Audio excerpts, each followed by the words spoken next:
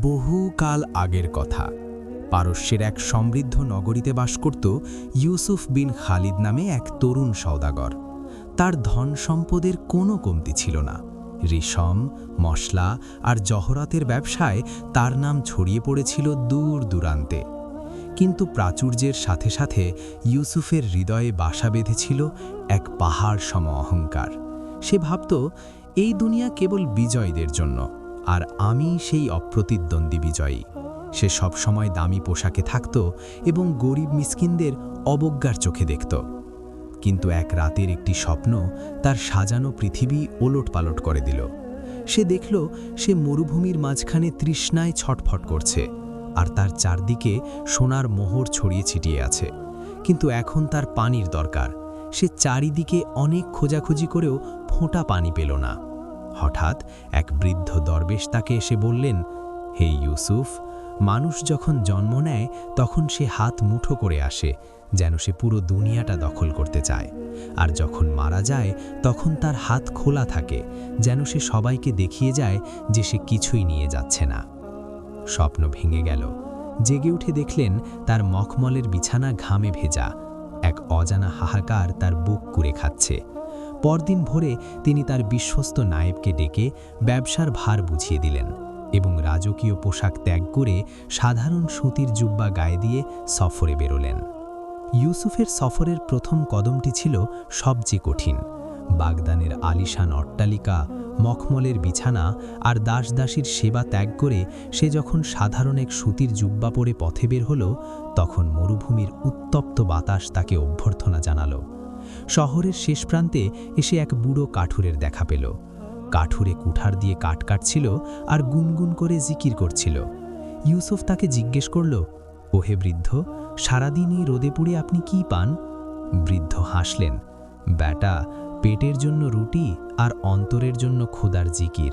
তুমি কোথায় যাচ্ছ এই বেশে? ইউসুফ বলল, শান্তির খোঁজে। বৃদ্ধ বললেন, অহংকার চূর্ণ না করা পর্যন্ত শান্তি তোমার পিছু আসবে না। আগে নিজের ভেতরের আমিকে হত্যা করো, তারপর শান্তির খোঁজে বের হও।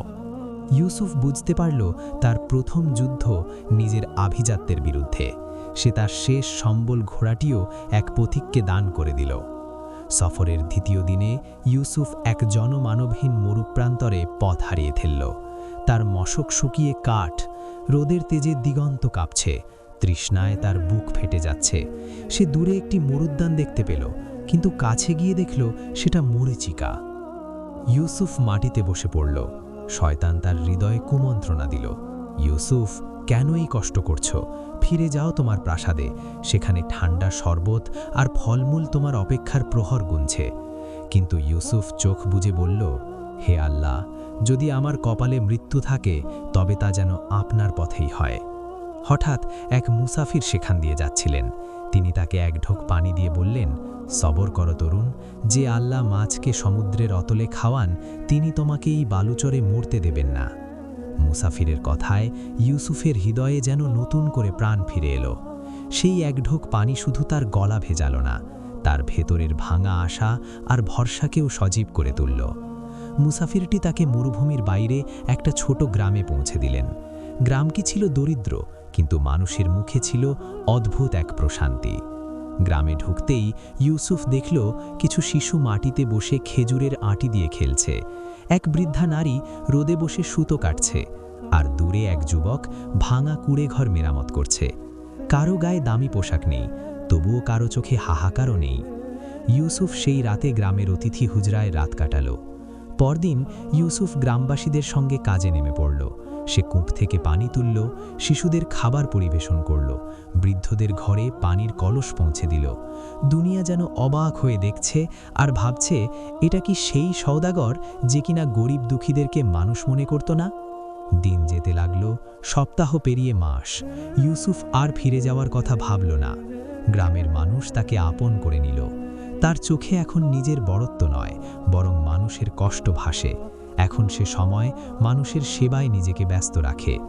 একদিন দূর শহর থেকে এক কাফেলা এলো। কাফেলার সওদাগর ইউসুফকে দেখে থমকে গেল। সে চিনে ফেলল, এই লোকটি তো সেই পারস্যের বিখ্যাত ধনী ইউসুফ বিন খালিদ। কিন্তু তার এ কি হালত! পুরো গ্রামে খবর ছড়িয়ে পড়ল মুহূর্তেই। লোকের ভিড় জমে গেল। গ্রামবাসীরা অবাক হয়ে ভাবল, পারস্যের এক মহান সওদাগর এতদিন ধরে আমাদের সেবা করে আসছিল। সুবহান আল্লাহ, কি আশ্চর্য! কাফেলার সওদাগর ইউসুফকে বলল, আপনি চলুন আমাদের সাথে। আপনার ব্যবসা আজও আপনার অপেক্ষায়। আপনার নায়েব বিশ্বস্ততার সাথে সব সামলাচ্ছে। ইউসুফ মৃদু হাসল। বহুদিন পর সেই হাসিতে অহংকার নেই, আছে প্রশান্তি। সে বলল, যে ইউসুফকে তোমরা খুঁজছ সে মরুভূমিতে তৃষ্ণায় মারা গেছে। যে মানুষটি এখন দাঁড়িয়ে আছে সে আল্লাহর এক গরিব বান্দা। তবে দায়িত্বের খাতিরে তিনি শহরে ফিরলেন। কিন্তু অন্য এক ইউসুফ। ইউসুফ বিন খালিদ যখন তার বিশাল প্রাসাদের সিংহদ্বার সবার জন্য উন্মুক্ত করলেন, তখন শহরের ধূলিকণাও যেন অবাক হয়ে তাকে দেখছিল।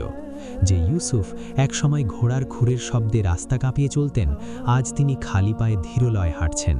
তার পরনে কোনো জহরাতের মালা নেই, বরং তালি দেওয়া একটি জুব্বা। কিন্তু তার চেহারায় এমন এক নূর বা জ্যোতি খেলা করছিল, যা দেখে শহরের বড় বড় আমির ওমরানের পর্যন্ত মস্তক অবনত করতে বাধ্য হল। ইউসুফ তার বিশাল প্রাসাদের একটি বড় অংশকে একটি মাদ্রাসাতুল কলব বা হৃদয়ের পাঠশালায় রূপান্তর করলেন। সেখানে ধনীর ছেলে আর পথের ভিখারি একই কাতারে বসে বিনয় আর তৌহিদের শিক্ষা নিতে শুরু করল। প্রতিদিন আসরের নামাজের পর ইউসুফ প্রাসাদের বাইরের চত্বরে একটি সাধারণ মাদুর পেতে বসতেন। সেখানে শহরের বড় বড় পণ্ডিত থেকে শুরু করে রাস্তার ভিখারির সবার বসার অধিকার ছিল সমান। ইউসুফ বলতেন, ভাইসব, আমি যখন মরুভূমিতে তৃষ্ণার্ত ছিলাম, তখন এক ফোঁটা পানি আমাকে বুঝিয়ে দিয়েছিল যে মানুষের তৃষ্ণা সোনার মোহর মেটাতে পারে না। আমাদের আত্মা হলো সেই তৃষ্ণার্ত মুসাফিরের মতো, আর আল্লাহর জিকির আর মানুষের সেবা হলো সেই শীতল পানি। একদিন বিকেলে ইউসুফ দেখলেন সেই বৃদ্ধ কাঠুরে, যার সাথে তার সফরের শুরুতে দেখা হয়েছিল, লাঠি ভর দিয়ে তার দরবারে এসেছেন। ইউসুফ তড়িৎ গতিতে আসন ছেড়ে উঠে গিয়ে বৃদ্ধকে জড়িয়ে ধরলেন। উপস্থিত জনতা অবাক হয়ে দেখল, পারস্যের শ্রেষ্ঠ ধনী এক অতি সাধারণ কাঠুরে বৃদ্ধকে জড়িয়ে ধরেছে। বৃদ্ধ হাসলেন, তার ঝাপসা চোখে জল। তিনি ইউসুফের মাথায় হাত রেখে বললেন, ইউসুফ, সেদিন আমি তোমাকে তোমার ভেতরের আমিকে হত্যা করতে বলেছিলাম। আজ তোমার চোখের দিকে তাকিয়ে দেখছি, সেখানে আর আমি নেই, সেখানে কেবল তিনি, অর্থাৎ সৃষ্টিকর্তা বিরাজ করছেন। আজ তুমি সত্যিকারের সওদাগর, কারণ তুমি নশ্বর দুনিয়ার বিনিময়ে অবিনশ্বর শান্তি কিনে নিয়েছ। ইউসুফ বিন খালিদের এই পরিবর্তন পারস্যের কিছু প্রভাবশালী ব্যবসায়ীর চোখে ছিল আগুনের মতো। বিশেষ করে তিনজন: হারিস ইবনে সামির, সুদের কারবারের সিদ্ধহস্ত; নাসার আল মালিক, রাজদরবারের সঙ্গে আতাত করা এক চালাক সওদাগর; আর ইব্রাহিম আল জাহির, যে নিজের দানশীলতার মুখোশে লুকিয়ে রাখত নিষ্ঠুর হৃদয়। তারা এক গোপন বৈঠকে মিলিত হল। হারিস দাঁতে দাঁত চেপে বলল, এই ইউসুফ আমাদের বাজার নষ্ট করে দিচ্ছে। মানুষ এখন লাভের কথা নয়, নৈতিকতার কথা বলছে। নাসার ফিসফিস করে যোগ করল, আর সে যদি এভাবেই রাজদরবারের মানুষের মন জয় করে নেয়, তবে আমাদের দিন শেষ। ইব্রাহিম ঠান্ডা গলায় বলল, মানুষকে তার বিরুদ্ধে উস্কে দিতে চাইলে তার নামটা কলঙ্কিত করতে হবে। পরিকল্পনা হলো ভয়ঙ্কর। তারা ইউসুফের এক বিশ্বস্ত কর্মচারীর নাম ব্যবহার করে জাল হিসেব তৈরি করল। সেখানে দেখানো হলো মাদ্রাসাতুল কালবের দানের অর্থ গোপনে বিদেশে পাচার করা হচ্ছে। এরপর তারা এক দরিদ্র লোককে মোটা অঙ্কের টাকা দিয়ে রাজদরবারে পাঠালো, যেন সে কান্না ভেজা কণ্ঠে বলে, আমার সম্পত্তি ইউসুফ বিন খালিদের লোকেরা কেড়ে নিয়েছে ধর্মের নামে। ষড়যন্ত্র কার্যকর হয়ে গেল। খবর আগুনের মতো ছড়িয়ে পড়ল। একসময় যে শহরবাসী ইউসুফকে সম্মানের চোখে দেখত, তারাই এখন সন্দেহের নজরে দেখতে লাগল। এক সকালে রাজদরবার থেকে ফরমাইশ জারি হলো, ইউসুফ বিন খালিদকে কাজীর দরবারে উপস্থিত করা হোক। ইউসুফ কিছু না বলে মাথা নিচু করে কাজীর দরবারে উপস্থিত হলো। লোকেরা দেখল, যে মানুষটি একসময় সম্মানের আসনে বসত, আজ সে কাঠগড়ায় দাঁড়িয়ে আছে। কাজী কঠিন কণ্ঠে বললেন, তোমার বিরুদ্ধে অভিযোগ খুবই গুরুতর। এ ব্যাপারে তুমি কি বলবে? ইউসুফ মাথা নিচু করে শান্ত কণ্ঠে বললেন, হে সম্মানিত বিচারক, আমি নির্দোষ, কিন্তু প্রমাণ যদি আমার বিপক্ষে যায়, তবু আমি আল্লাহর ফয়সালায় রাজি। এই কথা শুনে কাজী অবাক হলেন, কারণ অপরাধী হলে মানুষ ভয় পায়, আর নির্দোষ হলে বাঁচার চেষ্টা করে, কিন্তু ইউসুফ কোনোটাই করল না। তবুও ইউসুফের পক্ষে কোনো প্রমাণ না থাকায় কাজী সাহেব তাকে অস্থায়ী কারাগারে পাঠালেন। সেই রাত ছিল দীর্ঘ। অন্ধকার কারাগারে প্রবেশ করেই ইউসুফ নামাজে দাঁড়িয়ে গেল। দীর্ঘ নামাজের পর সে আল্লাহর কাছে 2 হাত তুলে দোয়া করতে লাগল। হে আমার রব, তুমি আমাকে মরুভূমিতে 1 ফোঁটা পানি দিয়ে বাঁচিয়েছিলে। আজ ষড়যন্ত্রকারীদের ষড়যন্ত্র থেকে আমাকে মুক্তি দান করো। আর যদি আমাকে এই অন্ধকার কারাগারে রেখে তুমি খুশি হও, তাহলে আমি তোমার ফয়সালায় সন্তুষ্ট। এভাবে সারা রাত সে দোয়ায় কাটিয়ে দিল। ফজরের সময় পুরো কারাগার ভরে গেল তার কোরআন তেলাওয়াতে। ঠিক তখনই আল্লাহ এমন ব্যবস্থা করলেন যা ষড়যন্ত্রকারীরা কল্পনাও করেনি। ইউসুফের সেই পুরনো নায়েব, যাকে সে ব্যবসার দায়িত্ব দিয়ে নিয়েছিল, সে রাজদরবারে হাজির হলো সম্পূর্ণ হিসাব খাতা ও সাক্ষী সহ। সে প্রমাণ করল দানের প্রতিটি মুদ্রার হিসেব আছে, কোনো অর্থ পাচার হয়নি, জাল কাগজগুলো কারা বানিয়েছে তারও সূত্র পাওয়া গেছে। আর সবচেয়ে বড় আঘাত এলো তখন, যখন সেই ভাড়েটে দরিদ্র লোকটি চাপে পড়ে সব স্বীকার করে নিল। হারিস, নাসার আর ইব্রাহিম 3 জনকেই কাজীর দরবারে উপস্থিত করা হলো এবং কাজীর আদেশে তাদেরকে অন্ধকার কারাগারে নিক্ষেপ করা হলো। আর ইউসুফ বিজয়ী কিন্তু নীরব। কাজী সাহেব নিজে উঠে এসে ইউসুফের হাত ধরলেন, বললেন, আমাকে ক্ষমা করুন, আমি ভুল করেছিলাম। ইউসুফ শান্ত কণ্ঠে বলল, ক্ষমা চাইবার দরকার নেই, হয়তো এটা আমার পরীক্ষা ছিল। ইউসুফ কারাগার থেকে বের হয়ে শহরে ফিরলে মানুষ যেন অনুশোচনায় আর সম্মানার্থে তার পায়ে পড়তে চাইল। কিন্তু ইউসুফ তাদের থামিয়ে বললেন, আমার পায়ে নয়, সেই রবের পায়ে পড়ো যিনি অপমানের ভিতরেও সম্মান লুকিয়ে রাখেন। সুপ্রিয় দর্শক, এই দুনিয়ার সম্পদ, সম্মান আর প্রাচুর্য সবই ক্ষণস্থায়ী। মানুষের সত্যিকারের মর্যাদা রয়েছে তার বিনয়, দয়া আর রবের প্রতি ভালোবাসায়।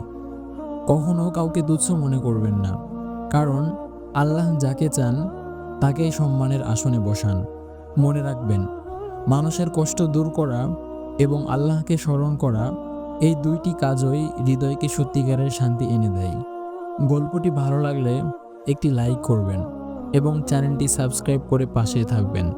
শুকরিয়া।